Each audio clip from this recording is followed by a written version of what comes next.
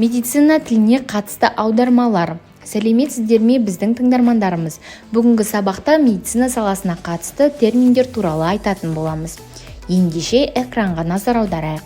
Медицина саласына қатысты терминдер туралы ғалымдардың пікірі екіге бөлінеді.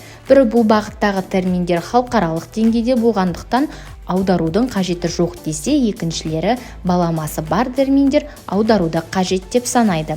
Медицина саласында орысша, қазақша медициналық сөздіктерді дүркін шығарып жүрген бір қатар мамандар бар. Олар Мұхамбедия Ахмет Төреұлы, Нұрмахамбетов, Қасымбеков. Термин жасау шығармашылық іс. Медицина терминдерін бір адам жасай алмайды.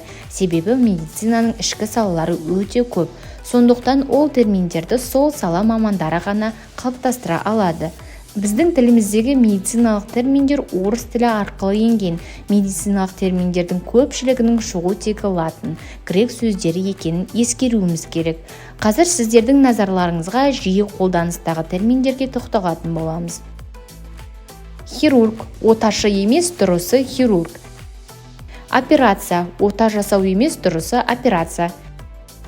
Медсестра, медбрат. 2017 жылы бекітілген терминдер мейіргер, медсестраны мейірбике деп атауға болады. Аборт, түсік тастау.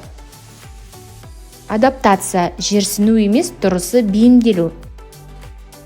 Анастомоз, жалғама және анастомоз деп те қолданылады.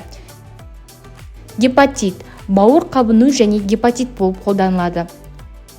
Атрофия, сему және атрофия болып та қолданылады. Нефрит, бүйрек қабыну және нефрит болып қолданылады. Зоб, жемсау. Железо щитовидное, қалқанша без. Лихорадка, қызба.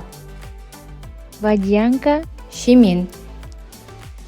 Инфильтрация, сіңбелену және инфильтрация. Дефицит, жетіспеушілік емес, тапшылық. Құрметті тыңдарман, қазақ тіліндегі терминдер туралы ақпараттық қосымша termincom.kz сайтынан да алуыңызға болады.